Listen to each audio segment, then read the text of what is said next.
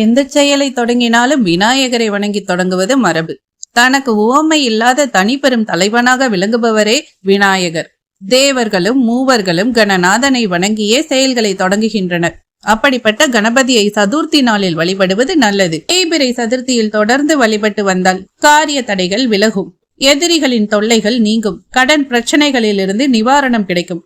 இப்படி பல சிறப்புகள் தேய்பிறை சதுர்த்தியில் செய்யும் விநாயகர் வழிபாட்டுக்கு உண்டு.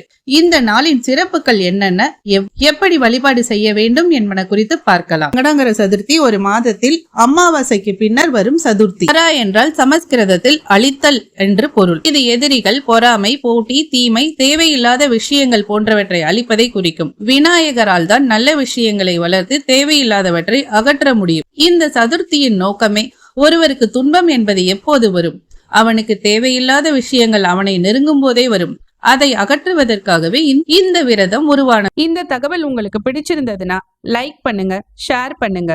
இது போன்ற ஆன்மீக தகவல்களுக்கு நம்மோட சேனலை சப்ஸ்கிரைப் பண்ண மறக்காதீங்க.